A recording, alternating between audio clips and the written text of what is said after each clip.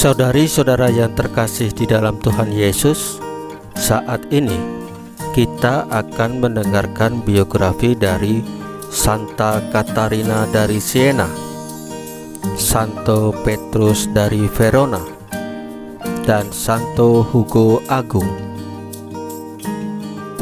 Biografi yang pertama, Santa Catarina dari Siena. Catarina lahir pada tahun 1347. Keluarganya tergolong besar tetapi sederhana. Catarina tidak bersekolah dan tidak pandai menulis. Ia sangat sedikit menguasai keterampilan membaca. Ketika berusia 6 tahun, ia mengalami suatu peristiwa ajaib yang memberi tanda surgawi bahwa ia akan dipilih Allah untuk suatu tugas khusus dalam gereja. Ia melihat Kristus di atas gereja Santo Dominikus sedang memberkatinya. Peristiwa ini menyebabkan perubahan besar dalam hidupnya. Sejak saat itu, Catarina suka memencilkan diri untuk berdoa. Ibunya tidak suka melihat kelakuannya. Oleh sebab itu, ia dipekerjakan di dapur dari pagi hingga malam. Ia tidak memberontak terhadap perlakuan ibunya. Sebaliknya, dengan taat dan rajin melakukan apa yang disuruh ibunya. Kesabarannya membuahkan hasil yang baik, yaitu ia mampu mengatasi segala kesulitan yang menimpanya sambil terus berdoa kepada Tuhan.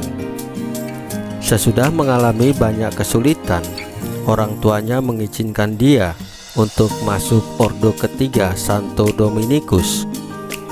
Di dalam biara, di samping menjalankan karya amal dan kerasulan, ia tetap melaksanakan doa dan meditasi.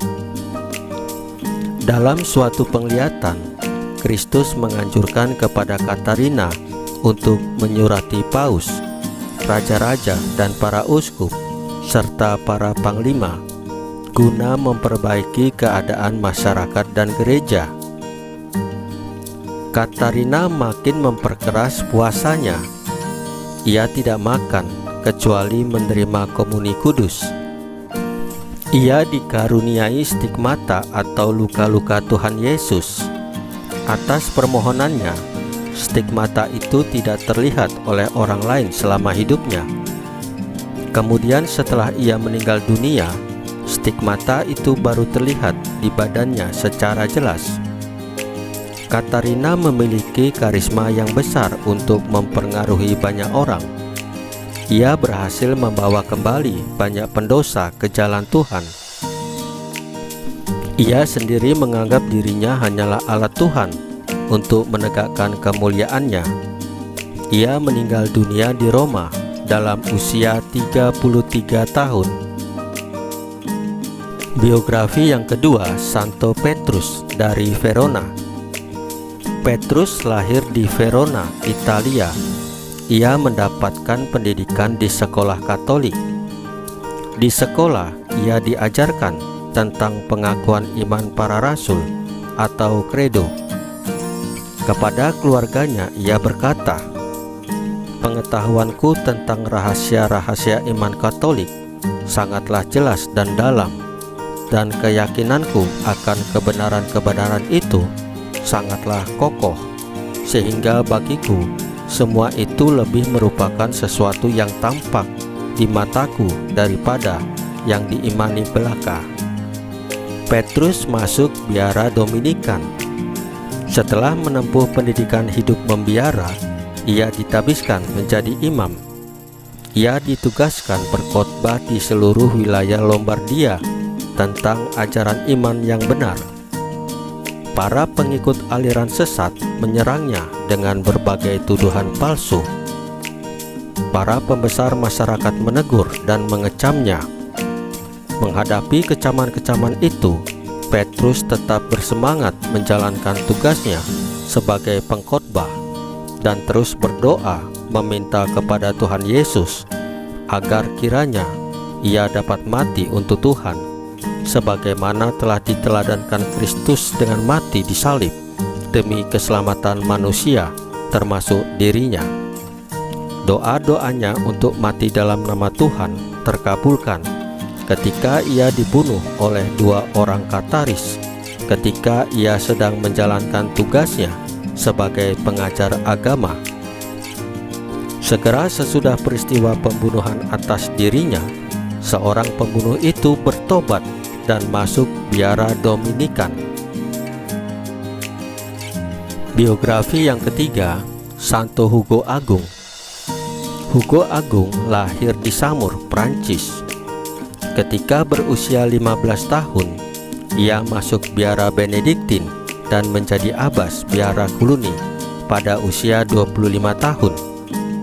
Kepribadiannya yang mengagumkan dan kesalehan hidupnya berpengaruh luas baik di kalangan gereja maupun pemerintahan negara. Hugo Agung menjadi penasehat bagi 9 orang paus dan banyak pemimpin negara. Ia berusaha keras untuk memperbaharui cara hidup para imam dan berusaha membebaskan gereja dari pengawasan negara. Hugo Agung dikenal sebagai pencinta dan pencipta perdamaian, dan sebagai sahabat para kusta dan semua orang sakit yang berada di rumah sakit yang didirikannya. Ia meninggal dunia dan digelari kudus pada tahun 1120.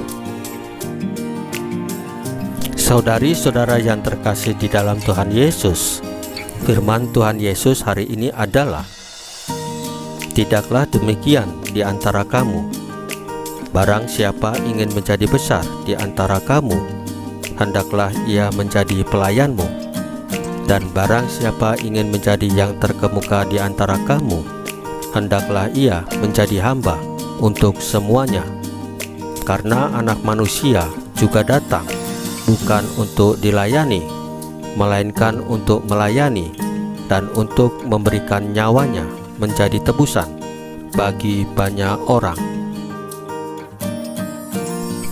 Santo dan santa adalah orang yang percaya kepada Tuhan Yesus, sehingga mereka tetap melayani dan mewartakan Injil dalam hidup sehari-hari, walaupun banyak rintangan, bahkan nyawa taruhannya sekalipun.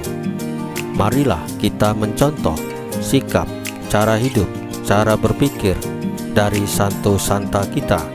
Tetaplah melayani sesama dengan kasih Yesus. Tetaplah mewartakan Injil dalam hidup kita sehari-hari. Tuhan Yesus memberkati kita semua.